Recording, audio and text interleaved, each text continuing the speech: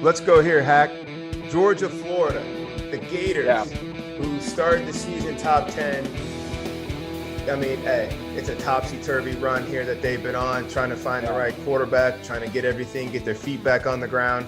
They just scorched the whole earth last year, and all their guys went in the first round.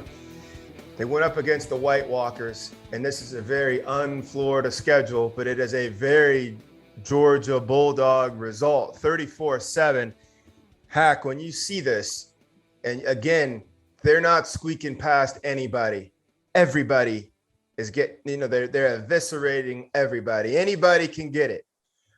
Yeah. Are we learning anything more, or are they just really driving the point home that we are the ones? Well, I mean, I think that we've talked about it and we've hit it enough. And obviously, as I've said since week one here that we've been together, they were my national championship pick, and they've done nothing but prove it. I think that defense, and we can keep beating a dead horse here, but that defense is phenomenal. They keep proving it week in, week out. They show me. I respect the hell out of that. And really, there's nothing more to say. They keep doing it. They come up. They show up. I think offensively, they got enough firepower to be able to do what they got to do because that defense puts them in great situations. From a Florida standpoint, it's just when you're going up against a well-oiled machine, it is hard when you have some turmoil, whether it be uncertainty at the quarterback position. And really importantly at that position, that's something you can't have some uncertainty at heading into a game like this against a team like that. So to me, Georgia did what I expected Georgia to do. And, Florida just happened to be in the crosshairs this week. And I think that's going to be the theme moving forward with Georgia up until that Alabama game and then in the SEC championship game. So, keep going, Ugga, keep going. The Trevor, Ken Ugga, going right off of what Hack is saying, Ugga welcomes Missouri next week at Tennessee, Charleston Southern. I'm sleep on Charleston Southern. You guys could be undefeated or winless. I got to catch up on that. At Georgia Tech. It might be a 68-point favorite. Missouri, Tennessee, Charleston Southern, Georgia Tech. If there was a scare waiting, just like we watched, and Hack made the point, Penn State, one of you guys made the point, Penn State could have been looking ahead, going in the ring with Illinois, peeking around the corner, trying to see what Ohio State's got coming. Georgia's got Missouri, Tennessee, Charleston Southern, Georgia Tech. Which one of those games should we pay attention to, if any, that the White Walkers could get tripped up? I'll start off by saying I don't think we have to worry about any. Georgia's a team this year that, turn on the game, don't turn on the game, check your ESPN app. You know what's coming, right? They're a focused football team. They're a focused football team. They are focused. For a bunch of college guys, they just keep it going, man. They give me more confidence in knowing, like, hey, they're not the type of immature teams that wouldn't show up when they have destiny basically in their hands, right? The only game that would even be appetizing would be at Tennessee, just because, Neyland Stadium, it's a really cool venue to play at. They can get rowdy in there. I like what Josh Heupel's doing Baylor up there. offense. Yeah. Right. Yeah. I mean, but that's going to be a blowout, what you see from this Georgia team. We've absolutely hit on their defense. George, you want their whole defense to go to New York City as part of the Heisman trip, which I completely agree with, but they also establish a run game, and that's what they do on the offensive side of the ball. And I hate to say this, but the best teams, because, we're offensive guys, right? You don't have to have a huge playmaker at the quarterback position or even on the offensive side of the ball to go and win football games. You got to have a stout defense, and you got to be able to establish a run game. I mean, Stetson Bennett threw 2 picks today. He did not play a great game, and they still walk out of there completely unfazed, little blemishes. He may go get a little shoulder rub tomorrow in the training room, but that's about it. It was not a dog fight. Does They gave up their like 28th point of the year. Yeah, here we go. Right. Boys. Does anybody even say anything to Stetson Bennett on the sideline on that pick, or does the defense say, "Man, we were kind of getting cold over here anyway"? A hero either way, right? I mean, what a great place to be in. You walk out of there, you could throw 4 picks. Your defense is creating turnovers and doing what they're doing. Man, you go to the bar after the game, you're the hero, regardless. They got their. Hey, that's the one thing about defensive guys too, is I've never noticed like offensive guys rolling up to a bar like 6, 7, 8 deep. Them defensive dudes coming to bar. Yeah. It's the whole line, and then there's another deep. line behind them. This whole man, deal. it is. Yes, sir. Hey, Petty. Head hunting. Speaking, so let's just go right off of what Trevor teed us up perfectly. Georgia is one of those unique teams. Like Michigan kind of has flirted with running McCarthy and McNamara, and honestly, I thought today that cost them. I thought they should have just given McNamara the ball the back half, let him bring you guys home. Other teams have kind of played with that. Some just flat make a switch. Here's Georgia down there because it was necessary because of injuries. JT Daniels, we're rolling. Bennett, we're rolling. Yes, the defense does what they do, but talk about would you break down for us and for people how well balanced and how strong you got to be as an offensive unit to whichever quarterback steps in there, we're going forward regardless.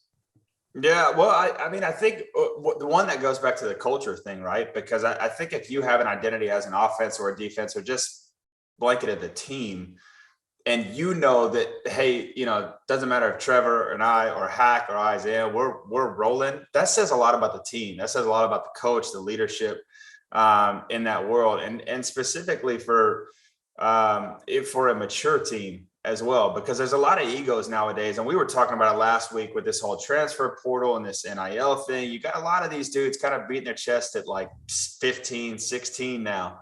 That doesn't matter until you start playing on the field.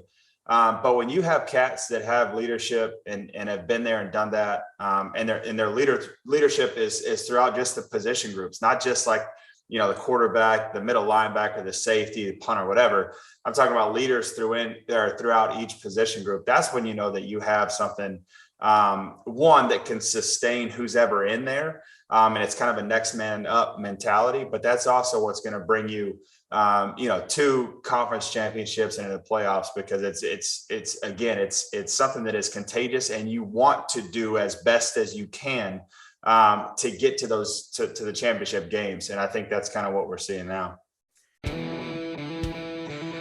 We're going to start here. We're going to go down conference by conference. Who do we feel is going to be the lead dog coming out of each conference? Let's start in the Big 12 since we're there already. We're going to go with you, Trevor Knight. Where is the Big 12 conference going to end up? This past week on our podcast, Bryce and I that are following the Big 12, and my chin strap's getting in the way here. I've grown a little bit over the years, but we have talked about all that HGH. Yeah, we've talked about how there's a clear front runner, right? And that's the Oklahoma Sooners right here.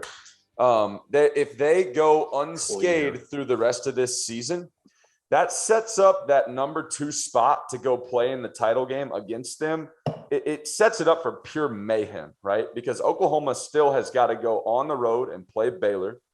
They host Iowa State, which could, still be a trap game, even though Iowa State lost today. And then they go and play the Bedlam game at Oklahoma State to finish the year. So you've got Oklahoma undefeated. You've got Oklahoma State and Baylor with 1 loss. And then you've got a handful of teams with 2 and more losses. So right now it's a 3-legged race. If Oklahoma wins out, they're in, which I believe that they will. That gives both Oklahoma State and Baylor 2 losses. Oklahoma State has the head-to-head over Baylor.